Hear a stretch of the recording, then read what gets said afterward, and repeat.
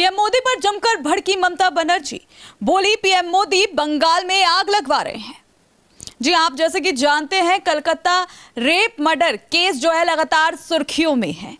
इसमें नए नए खुलासे हो रहे हैं और कई चीजें जो है इस पूरे मामले में निकलकर सामने आ रही हैं और लोग अभी भी यकीन करने को तैयार नहीं है कि संजय रॉय एकमात्र इस पूरे मामले में आरोपी है। कहा जा रहा है कि इसमें किसी और का भी हाथ है, जिसको ममता सरकार और जो वो आर्जिकल मेडिकल कॉलेज है वहां का स्टाफ उसको बचा रहा है, जिसके खिलाफ जो 9 तारीख से छात्र जो है प्रदर्शन कर रहे हैं आर्जिकल मेडिकल कॉलेज के खिलाफ, उसके बाहर लगातार जो है छात्रों की संख्या बढ़ती जा रही है और ये प्रदर्शन भी बढ़ता जा रहा है, हिंसक होता जा रहा है, जिसको लेकर कल नबन्ना में भी धारा 144 लागू कर दी थी, लेकिन जो है छात्र नहीं थमे। वहां पर पुलिस प्रशासन को पानी की बौछार करनी पड़ी, बल्कि आंसू गैस के भी गोले वहां पर छोड़े, लेकिन उसके बाद भी जो है छात्र नहीं हटे और लगातार उनका प्रदर्शन जारी रहा, जिसके बाद अब बीजेपी भी वहां पर उसमें शामिल हुई और बीजेपी की कई नेताओं ने उन छात्रों के साथ प्रदर्शन किया और 12 घंटे भारत बंद का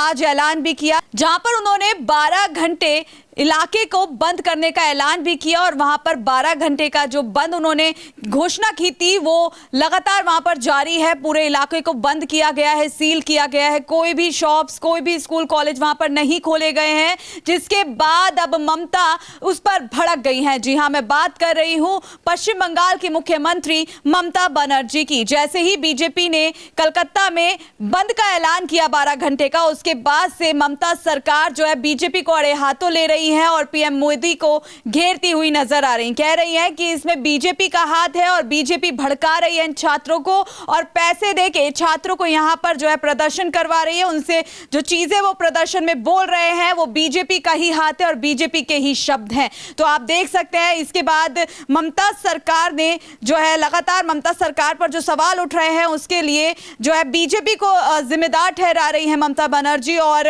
आज जब 12 घंटे का बंद की जो घोषणा की गई कलकत्ता में, उसके बाद से ममता बनर्जी जो है आग बबूला हो गई और पीएम मोदी पर भड़क गई। भड़कने के बाद उन्होंने सीधा सीधा पीएम मोदी को जिम्मेदार ठहराया और बोला कि पीएम मोदी ने ही इस पूरे मामले में आग लगाई है। ममता बनर्जी बोली अगर ये आग यूपी और असम तक पहुंच गई तो आपकी कुर्सी भी डगमगा जाएगी। इस तरीके की बयानबाजी जो है ममता सरकार की तरफ से की गई है पीएम मोदी के खिलाफ और लगातार बीजेपी को वो टारगेट करती हुई नजर आ रही हैं और कह रही हैं कि जो भी ये पूरा मामला हुआ है इसमें बीजेपी का हाथ है। साथ ही उन्होंने बीजेपी को टारगेट करते हुए, पीएम मोदी को टारगेट करते हुए ये भी कहा कि अगर बीजेपी को इस मामले में इतना ही घुसना है तो अभी तक बलात्कार के खिलाफ कोई भी एक ऐसा कानून क्यों नहीं बनाया जिस पर जैसे अपराध को रोका जा सके।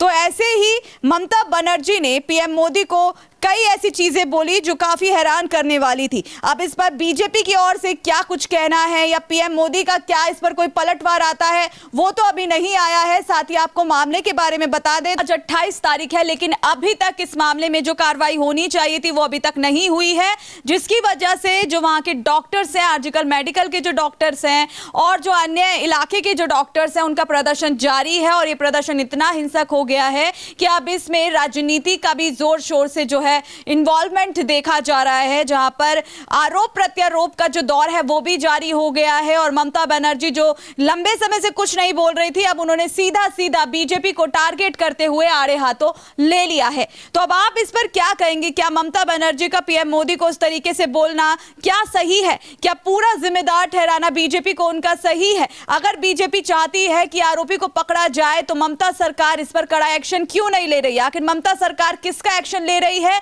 या फिर ममता सरकार किसको बचा रही है? कमेंट बॉक्स में अपनी राय जरूर दीजिएगा।